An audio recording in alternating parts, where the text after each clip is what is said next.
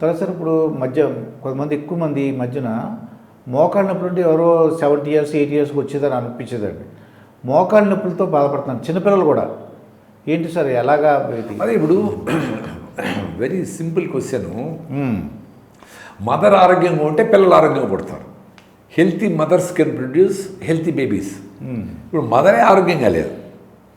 Mother 5-6 haemoglobin ఉండి health లేకుండా పిల్లల కోసం ట్రై చేస్తే వాళ్ళకి డాక్టర్ ఏం చెప్తాడు, అమ్మ నీకు హిమోగ్లోబిన్ లేదు, నీకు కాల్షియం తక్కువ ఉంది కాబట్టి షెల్కాల్ తిను, కాల్షియం మాత్రలు వేసుకో, ఫోలిక్ యాసిడ్ వేసుకో, ఐరన్ వేసుకో, జింక్ మాత్రలు వేసుకో, అన్ని విటమిన్లు వేసుకో.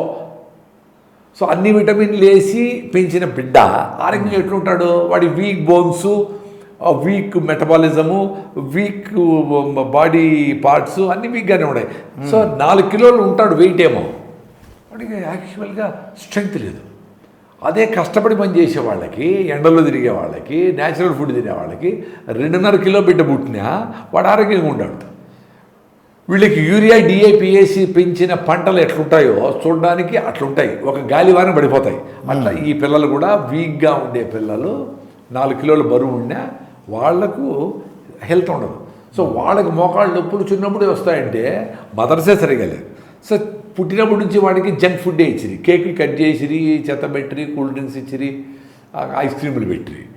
ఎవరు ఈ రైట్ ఫుడ్ శనగలో, ఇంకోటో పప్పు ధాన్యాలు, ఆకుకూరలో, సీజనల్ ఫ్రూట్స్, పల్లీలో, నువ్వులో, బెల్లం ఇవన్నీ ఆడిస్తూ ఉంటారు. ఎవరు ఇవ్వట్లా, ఎవరు తినడంలే, అంతా జంక్ ఫుడ్డే. మరి ఎట్లా ఎముకలు ఎట్లా గట్టిగా మోకాళ్ళ నొప్పులు భిన్నారిపోతూ ఉన్నాయి. ముందు ఏదో మహిళలకి లేటుగా, ఇప్పుడు 60-70 ఏళ్ళకి మహిళలకి ఋతుస్రావము, వాటి సమస్యల వల్ల, హార్మోన్ ఇంబ్యాలెన్స్ వల్ల వాళ్ళకి వీక్ అయ్యి వాళ్ళకి ఎముకలు ఆస్టియోపోరోసిస్ మహిళలకి ఎక్కువ వస్తుంది, ఎముకలు మెత్తబడిపోతాయి, వాళ్ళకి ఫ్రాక్చర్లు ఏంటి అనేవాళ్ళు. ఇప్పుడు చిన్నపిల్లలకి ఊరికే పడితే ఎముకలు తీరిపోతాడు. బికాస్ బ్రాయిలర్ కోళ్ళలాగా హెల్త్ తయారైంది వాళ్ళకి, మనం కూడా ఎముకలు మెత్తగా అయిపోయినాయి. సో వాళ్ళకి ఓకే, దాని సొల్యూషన్ కూడా మాట్లాడుకోవాలంటే పుట్టినప్పటి నుంచి వాళ్ళకి రాగి జావ ఇవ్వాలా, సజ్జ రొట్టెలు పెట్టాలా, వినాయక చవితికి సద్ద కుడుములు చేసి పెడతారు, దాన్ని మంచిగా బెల్లంలో వేసి నెయ్యి వేసి అత రోజు పెట్టాలా, 2 రోజులు. అది బోరు కొట్టేటప్పటికి పల్లి లడ్డు పెట్టాలి, అది బోరు కొట్టేటప్పటికి నువ్వు లడ్డు పెట్టాలి, అది బోరు కొట్టేటప్పటికి కొబ్బరి బెల్లం పెట్టాలి, అది కొట్టేటప్పటికి కరివేపాకు బాగా అన్నంలో వేసి ఎంత వేసి నెయ్యి వేసి దానికి మంచిగా రెడ్ రైసో, రాజముడి రైసో, దేశీ బియ్యం వేసి దాంట్లో.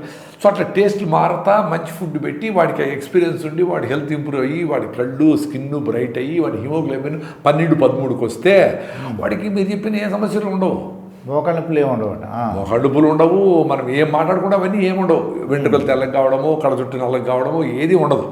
సో మోకాళ్ళ నొప్పులకి ఓకే, ఇవన్నీ చేసినా కూడా కొంతమంది మోకాళ్ళ నొప్పులు వచ్చినాయి అనుకుంటే సింపుల్గా మోకాళ్ళు చెప్పల్ని వెనక్కి గట్టిగా లాగి పట్టుకోవాలి, పడుకొని వెలకిలా పడుకొని మోకాళ్ళ చెప్పల్ని వెనక్కి గట్టిగా హోల్డ్ చేయాలి లాగి. అట్లే ఒక 10 కౌంట్, 15 కౌంట్, 1 2 3 20 కౌంట్ వరకు పెట్టి మళ్ళీ వదిలేసి మళ్ళీ లాగాలి వదలాలి. అంటే 10 నిమిషాలు. మళ్ళీ కాలును బాగా టైట్గా రాడ్ లాగా చేసి ఎత్తనం 30 degrees 30-40 degrees, మరీ పైకి కాకుండా అంత డిస్టెన్స్లో మోకాళ్ళు గట్టిగా టైట్గా, 2 కాళ్ళు టైట్గా ఉంటాయి. 2 కాళ్ళు ఎత్త చోటేసారి ఎత్తగలిగితే. నేను 2 కాళ్ళు ఎత్తలేను కాబట్టి 1 కాళ్ళు ఎత్తుతా. చాలామంది 2 కాళ్ళు ఎత్తగలరు. టైట్గా పెట్టుకొని మోకాళ్ళు స్ట్రైట్ 30 degreesలో పెట్టుకొని 5, 10, 20 మీ వల్ల ఎంత అవుతుంది. ఈ 2 ఎక్సర్సైజ్ చేస్తే ఇప్పుడు మోకాళ్ళ నొప్పులు ఉండే వాళ్ళకి అట్లీస్ట్ 70% పీపుల్కి పోతాయి. నాకు అట్లే పోయింది. 91లో వచ్చిన నొప్పి ఆ ఎక్సర్సైజ్ వల్ల పోయింది. సో దాన్ని చేసుకొని పోగొట్టుకొని ఇంకా మోకాళ్ళ నొప్పులు ఉంటే నువ్వుల నూనె పూసుకొని వారానికి 1 రోజు ఎండలో కూర్చోవడం, మీ విటమిన్ D3 ఇంప్రూవ్ కావడానికి చాలా ఇంపార్టెంట్. అది ఇంకా కాల్షియం కోసమని రాగులు తినడం. రోజు పొద్దున వేస్తారు 3 గ్లాసులు రాగి జావ తాగేయాలి. నేను ఈ రోజు కూడా 4 గ్లాసులు రాగి జావ తాగి వచ్చిన బయట. సో నాకు రాగులు అనేది పెద్ద అసిడిటీని పోగొట్టింది, నా మోకాళ్ళ నొప్పులు పోగొట్టింది, నా కాల్షియం లెవెల్ బాగుంది, నాకు అద్భుతం. ఆ రాగులు అనేది గ్రేట్. అది కర్ణాటక స్టేట్ మొత్తం రాగులతోనే బతుకుతారు వాళ్ళు. రాగులతోనే రొట్టెలు చేస్తారు, జావ చేస్తారు, ముద్ద చేస్తారు, మురుగులు చేస్తారు, ఈ వడియాలు చేస్తారు, 100 రకాలు చేస్తారు వాళ్ళు రాగులతో. సో అద్భుతం రాగులు అనేది. మనం రైస్ తగ్గించడం అనేది టాప్ ప్రియారిటీ. ఇప్పుడు ఆంధ్ర తెలుగు రాష్ట్రాల ప్రజలందరికీ రైస్ని తగ్గించుకుంటా. నేను అదేం విషమని చెప్పట్లా, కానీ రైసే తినడం విషం.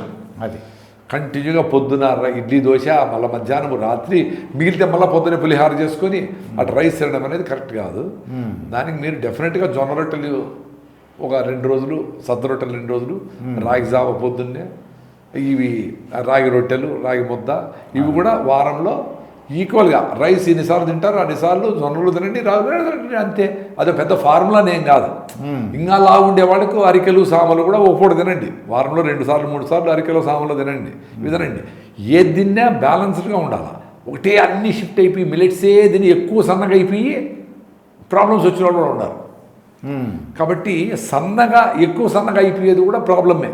సో మినిమం వెయిట్ అనేది ఉండాలి ఎవరైనా, అది జాగ్రత్తగా చూసుకోవాలి. ఓకే.